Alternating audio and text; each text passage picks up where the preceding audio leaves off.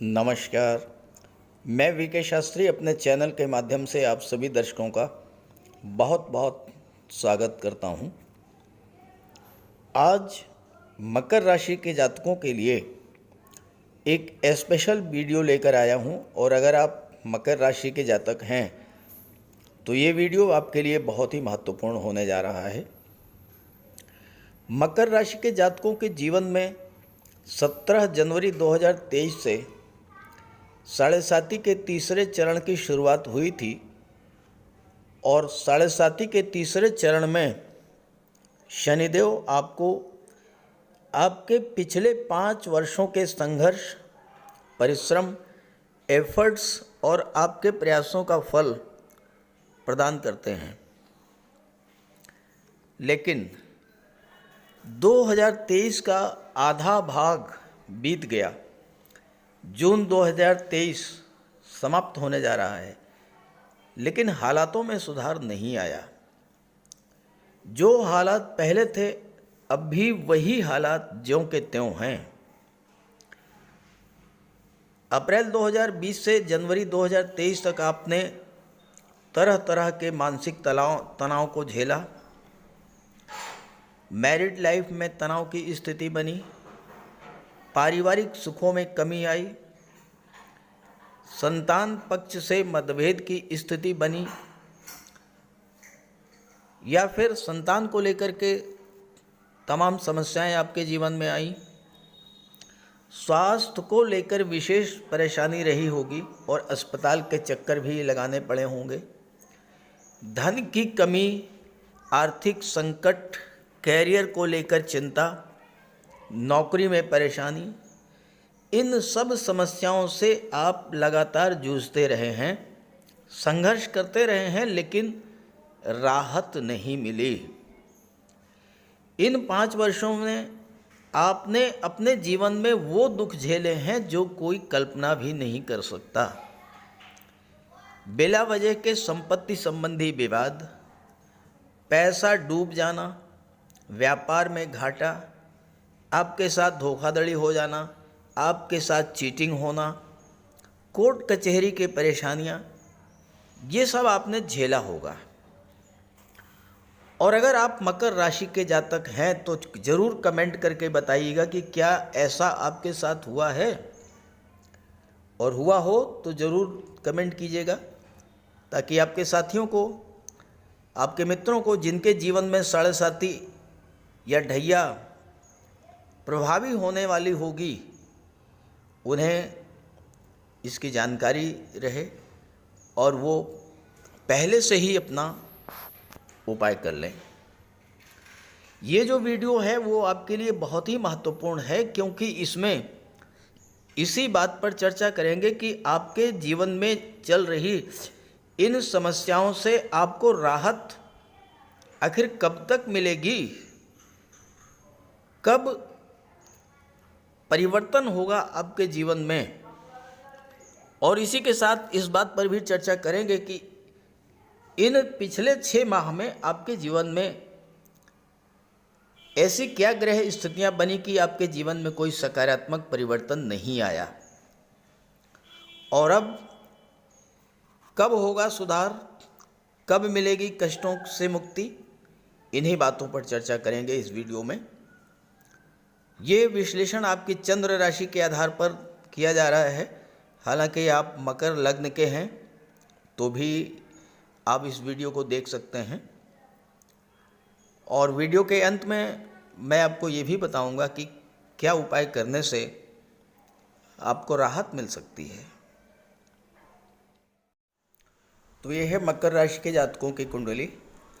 आपके लग्न के स्वामी हैं शनिदेव, और शनिदेव का गोचर 17 जनवरी 2023 से कुंडली के दूसरे भाव धन भाव में है। आगे बढ़ने से पहले ये ज़रूर समझेंगे कि क्या वजह रही कि आपको शनि के इस राशि परिवर्तन का, धन के भाव में गोचर करने का लाभ नहीं मिल पाया। देखिए, शनि एक मंद ग्रह हैं, अत्यंत धीमी गति से गतिमान होते हैं और 2.5 वर्षों में एक राशि से दूसरे राशि में गोचर करते हैं। अब 17 जनवरी को दूसरे भाव में आ गए। दूसरा भाव धन का भाव था, तो सीधी सी बात यह है कि धन का लाभ होना चाहिए था, धन का भंडार बढ़ना चाहिए था, बैंक बैलेंस बढ़ना चाहिए था। साथ ही साथ धन को लेकर के जो भी समस्याएं थी, परिवार को लेकर के जो समस्याएं थी, वो समाप्त होनी चाहिए थी। लेकिन ऐसा नहीं हुआ। वजह क्या रही? देखिए, जैसे ही शनिदेव 17 जनवरी को धन भाव में आए, अब आप स्वयं सोचिए, आप मकान बदलते हैं, दूसरी जगह जाते हैं, तो वहाँ के माहौल में सेट होने में कुछ समय तो लगता ही है। अब शनि कुंभ राशि में आए, तो कुंभ राशि में आने के बाद कुछ समय तो लेंगे अपना फल देने में। लेकिन हुआ क्या कि उससे पहले ही 3 फरवरी को शनिदेव अस्त हो गए।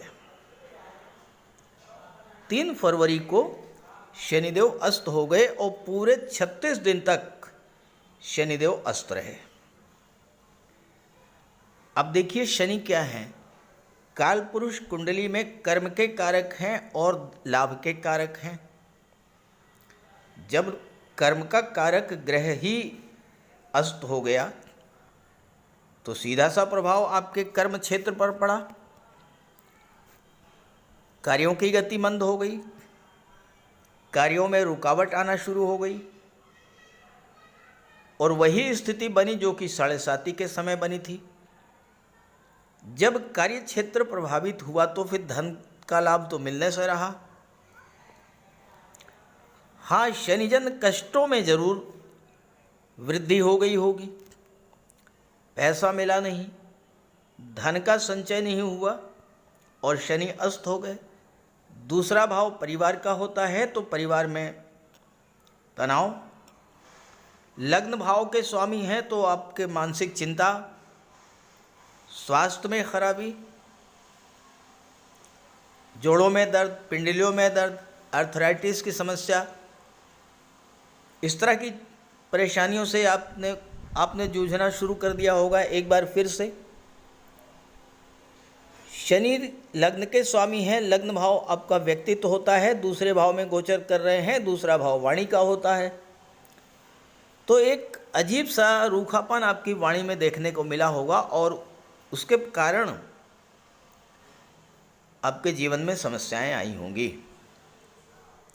अब शनि की दृष्टि तीसरे भाव पर पड़ी, चौथे भाव पर पड़ी। चौथा भाव क्या होता है? भूमि भवन प्रॉपर्टी का होता है। तो भूमि भवन प्रॉपर्टी को लेकर के कोई विवाद अगर पहले से था, वो शांत हो गया था, तो एक बार फिर से जो है वो शुरू हो गया होगा। माता के स्वास्थ्य में सुधार देखने के बजाय स्थिति और खराब हुई होगी। शनि की दृष्टि अष्टम पर पड़ी, अष्टम भाव भी प्रभावित हुआ। अष्टम भाव क्या होता है? आकस्मिक घटनाओं का।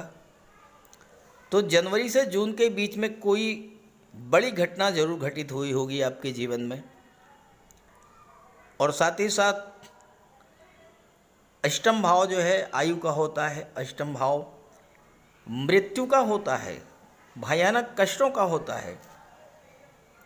तो समस्याएं आपके जीवन में बढ़ी होंगी। दूसरा भाव शेयर मार्केट को भी शो करता है। शेयर से आपको घाटा हुआ होगा, आपका पैसा हो सकता है डूब गया होगा।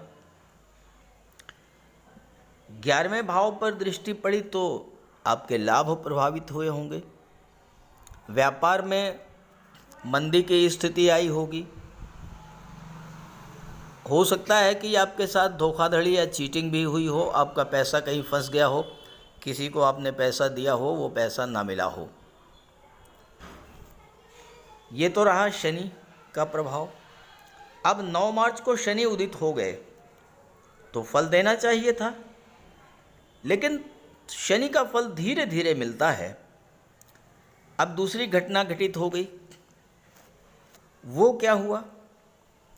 गुरु का गोचर मीन राशि में था और 31 मार्च को गुरु भी अस्त हो गए। गुरु धन के कारक हैं तो धन का क्षेत्र प्रभावित हुआ। गुरु विवाह के कारक हैं तो विवाह आपका जो है होते होते रुक गया होगा। और वैसे भी गुरु 31 मार्च को जब अस्त हो गए तो गुरु के अस्त होने के बाद कोई धार्मिक या मांगलिक आयोजन तो हो ही नहीं सकता है। और ये स्थिति जो रही 22 अप्रैल तक रही। 22 अप्रैल को गुरु ने राशि परिवर्तन किया और कुंडली के चतुर्थ भाव में आ गए। अब गोचर तो अच्छे भाव में हुआ, लेकिन समस्या कहाँ आई? समस्या आ गई राहु के कारण। गुरु और राहु का गुरु चांडाल दोष बन गया, जो कि कुंडली का सबसे खराब भाव माना जाता है। तो गुरु चतुर्थ भाव में गोचर कर रहे हैं, विदेश भाव के स्वामी हैं, पराक्रम भाव के स्वामी हैं, कर्म भाव पर दृष्टि डाल रहे हैं, विदेश के भाव पर दृष्टि डाल रहे हैं और अष्टम भाव पर दृष्टि डाल रहे हैं। गुरु के अस्त होने का बहुत बड़ा व्यापक प्रभाव आपके जीवन पर पड़ा होगा। हर तरह का धार्मिक और मांगलिक कृत्य जो है वो रुक गया होगा, प्रभावित हुआ होगा। विवाह इस गोचर काल में बिल्कुल नहीं हो पाया होगा।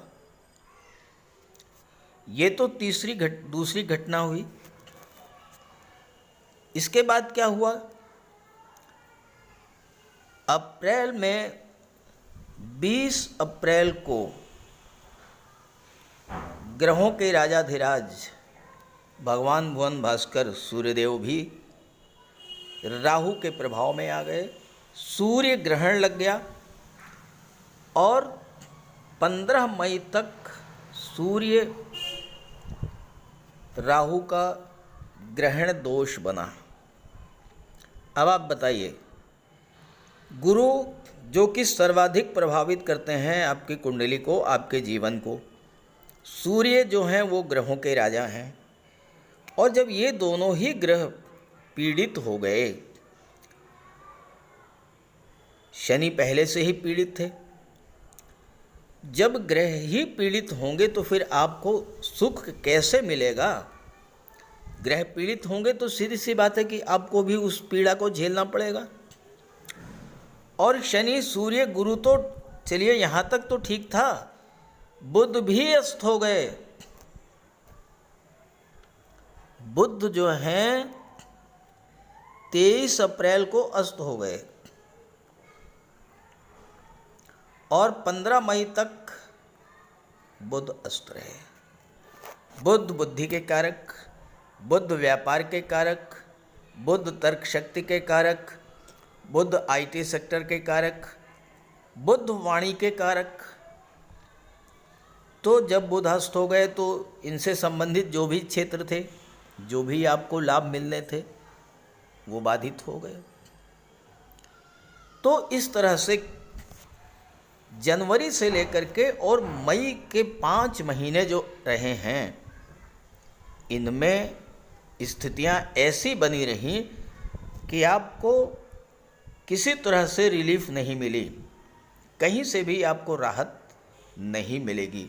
तो प्रश्न ये पैदा होता है कि क्या ये स्थितियां ऐसी ही रहेंगी या फिर इनसे राहत मिलेगी? और अगर राहत मिलेगी, स्थितियों में सुधार आएगा, तो वो कब आएगा? आइए इस पर बात कर लेते हैं। चलिए अब समझते हैं कि आपके जीवन में जो समस्याएं हैं उनसे आपको राहत कब से मिलनी शुरू होने जा रही है।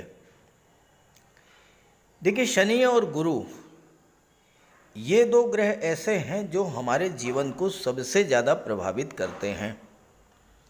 और शनि एक राशि में 2.5 वर्ष तक, देवगुरु एक राशि में 1 वर्ष तक गोचर करते हैं। तो शनि या गुरु एकदम से कोई रिजल्ट तो नहीं देंगे, धीरे धीरे ही आपको इनका फल प्राप्त होगा। अब यहाँ 2 चीज़ें ऐसी हैं जो आपके पक्ष में हुई हैं, जिसका फल आपको धीरे धीरे मिलेगा। पहली बात क्या है कि 17 जून को शनिदेव वक्री हो चुके हैं। अब वक्री होने का क्या अर्थ होता है? वक्री होने का अर्थ ये होता है कि गति धीमी हो जाती है और एक भाव पीछे का भी फल प्रदान करते हैं, और दूसरा प्रभाव ये होता है कि चेष्टा बल बढ़ जाता है, यानी फल देने की क्षमता में वृद्धि हो जाती है। भले ही फल देने में समय लगे लेकिन फल मिलता है। ये तो बात हुई शनि की। दूसरी जो महत्वपूर्ण घटना हुई वो घटित हुई 21 जून को। गुरु का नक्षत्र परिवर्तन हुआ और गुरु ने शुक्र के नक्षत्र भरणी नक्षत्र में गोचर कर लिया। अब गुरु का गोचर धन के नक्षत्र में 21 जून को हो गया, तो इसका प्रभाव भी आपको धीरे धीरे जुलाई से मिलना शुरू हो जाएगा। तीसरी जो सबसे महत्वपूर्ण बात है कि राहु 15 जुलाई से अंश बल से वृद्धावस्था में गोचर करेंगे और मृत अवस्था की ओर आगे बढ़ेंगे, और ऐसे ही केतु भी। तो देवगुरु राहु के गुरु चांडाल दोष से मुक्त हो जाएंगे,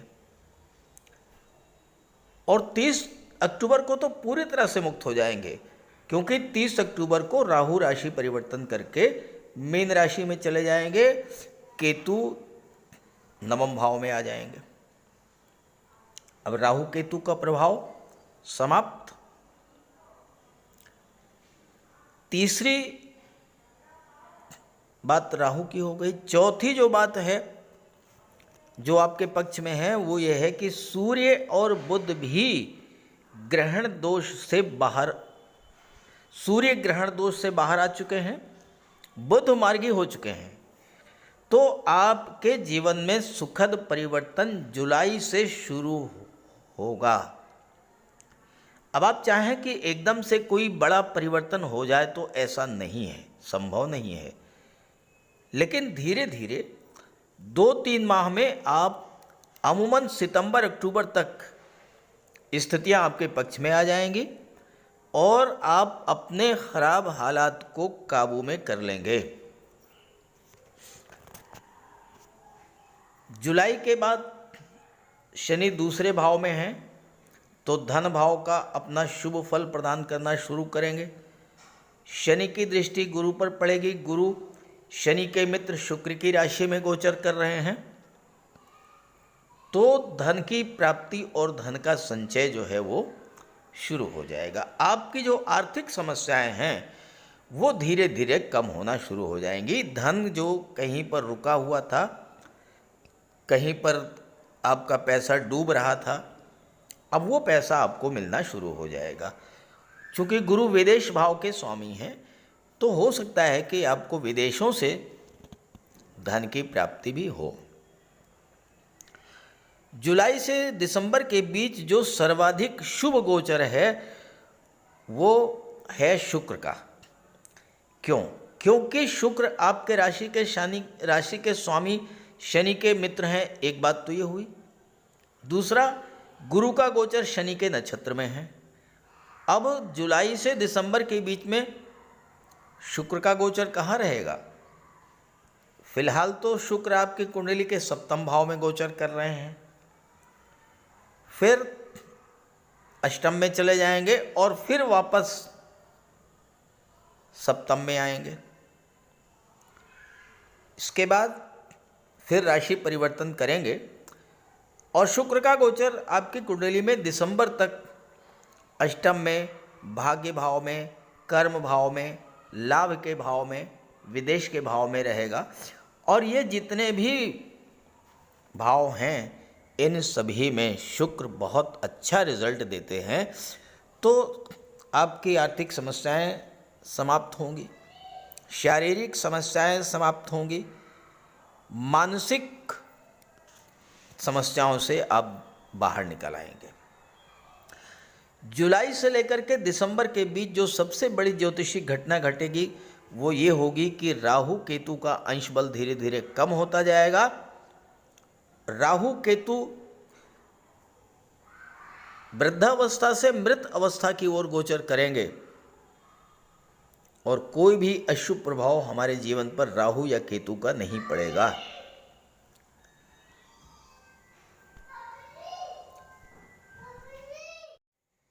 शनि का गोचर कुंडली के धन के भाव में है और शनि वक्री अवस्था में लग्न भाव का फल भी देंगे और लग्न भाव के स्वामी भी हैं।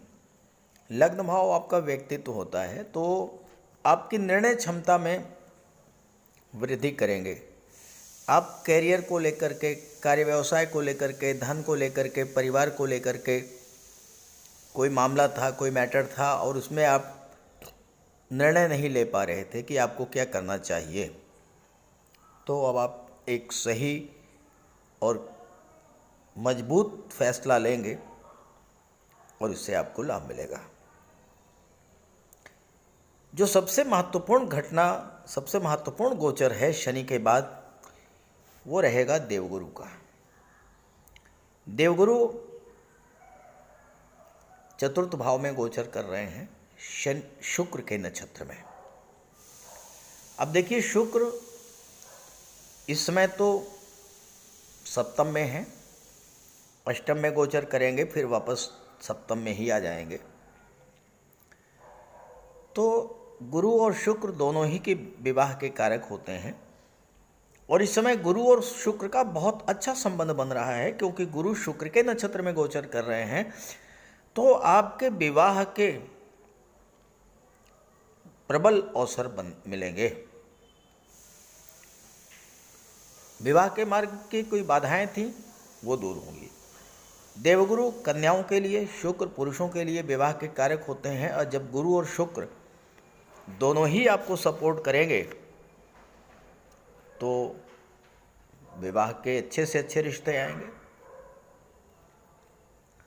गुरु आपकी कुंडली में विदेश भाव के स्वामी हैं। आपके विदेश जाने की कोई इच्छा थी वो पूरी होगी, विदेश में आप सेटल हो सकते हैं। गुरु आपकी कुंडली में पराक्रम पुरुषार्थ भाव के स्वामी हैं। तीसरा भाव यात्राओं का होता है, टूर एंड ट्रेवल्स का होता है। तीसरा भाव ऑनलाइन एक्टिविटीज़ का होता है, ऑनलाइन प्लेटफॉर्म का होता है, सोशल मीडिया का होता है, टूर एंड ट्रेवल का होता है, इंटरनेट का होता है। तो तीसरे भाव का संबंध 12वें से बन रहा है, यानी आप अपने व्यापार व्यवसाय को ऑनलाइन माध्यम से विदेशों तक फैला सकते हैं। गुरु की दृष्टि विदेश भाव पर, अष्टम पर, दशम पर। अष्टम भाव पर दृष्टि पड़ने से क्या होगा? शनि की भी दृष्टि पड़ रही है, तो आपके जो स्वास्थ्य में समस्याएं चल रही थी वो समस्याएं दूर होंगी। शनि वक्री हैं, गुरु शुक्र के नक्षत्र में हैं, शुक्र धन के कारक हैं, अष्टम भाव गुप्त धन का होता है, तो यहाँ पर आपको गुप्त धन की प्राप्ति हो सकती है। कोई ऐसा पैसा जो कि बिना किसी परिश्रम के आपको मिल जाए। गुरु की दृष्टि दशम पर, शुक्र दशम के स्वामी हैं। कार्य क्षेत्र में शुभता आएगी, कार्य करने का अच्छा माहौल मिलेगा, कार्य क्षेत्र से आपको लाभ मिलेगा। दो शुभ ग्रह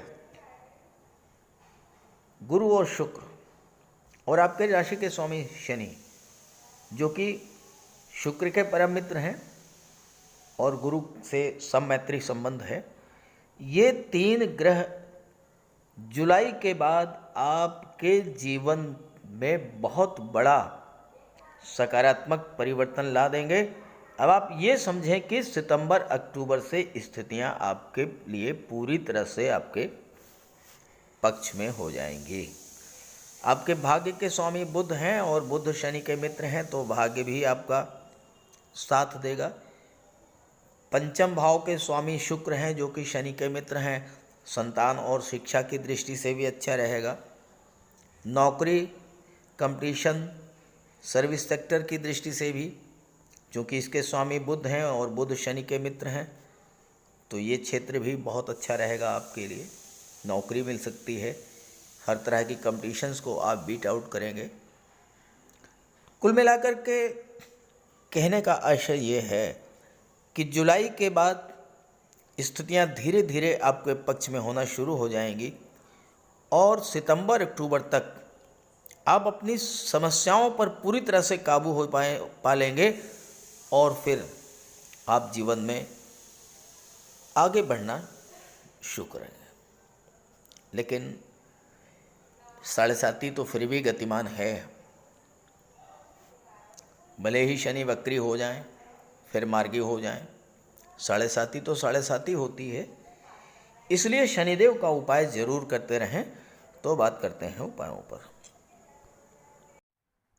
ज्योतिष शास्त्र में कहा गया है कि शनि जिस पर प्रसन्न होते हैं, यानी जिसका शनि ग्रह मजबूत स्थिति में होता है, तो शनिदेव रंक से राजा बना देते हैं।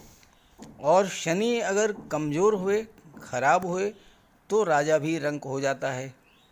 शनि के मजबूत होने से लोहा, मशीनरी, कारखाने से जुड़े व्यापार में तरक्की होती है, कोर्ट केस में विजय मिलती है, कार्यों में सफलता प्राप्त होती है, सांसारिक समस्याओं से मुक्ति मिलती है। और शनि को न्याय का प्रतीक माना गया है। यदि शनिदेव मजबूत हैं तो आपके साथ अन्याय नहीं होता। जब शनि खराब होते हैं तो बड़े से बड़े कष्ट झेलने पड़ते हैं। तो बात करते हैं शनि के उपायों के बारे में। ऐसा कोई भी कार्य ना करें जो कि शनि को पसंद नहीं है। शनिदेव को इलीगल कार्य पसंद नहीं है। झूठ, फरेब, छल, कपट, धोखाधड़ी, बेईमानी, ये सब शनिदेव को पसंद नहीं है। शनिदेव को परिश्रम, अनुशासन और व्यवस्था पसंद है। तो ऐसे कार्य कीजिए। गरीबों की मदद कीजिए, बुजुर्गों, दिव्यांगों को भोजन दीजिए, वस्त्र का दान कीजिए, किसी ओल्ड एज होम में जाकर के, किसी अनाथालय में जाकर के दान पुण्य का कार्य कीजिए। तो इससे शनि को बल मिलेगा। अगर आपका शनि कमज़ोर है तो आपको कम से कम 19 शनिवार व्रत रखना चाहिए। और इसके साथ साथ शनिवार के दिन एक कटोरी में सरसों का तेल लेकर उसमें अपना चेहरा देखिए और उस तेल को किसी को दान कर दीजिए। इसके अलावा शनिवार के दिन एक पात्र में जल, दूध, चीनी, काला तिल और गंगा जल ये रख लीजिए। इसके बाद पश्चिम दिशा की ओर मुँह करके पीपल के वृक्ष को अर्पित कर दें। इससे भी शनि को बल मिलता है। शनिवार के दिन उड़द से बनी पंजीरी, पकौड़ी, चीला, बड़ा ये सब खाना चाहिए। सरसों के तेल में बने भोज्य पदार्थ ग्रहण करना चाहिए। इससे शनि ग्रह को ताकत मिलती है। केले का भी आप सेवन कर सकते हैं। और शनिवार के दिन कंबल, जूता, चप्पल, लोहा, काले कपड़े और नारियल जटा वाला ये भी आप दान कर सकते हैं। सरसों का तेल का दान कर सकते हैं। और अगर शनि कमज़ोर है तो आपको नीलम धारण करना चाहिए, लेकिन इसके लिए किसी आप योग्य ज्योतिषी की मदद ले लें। तो ये सब उपाय आप करेंगे तो आपको बहुत बड़ा लाभ मिलेगा। नमस्कार।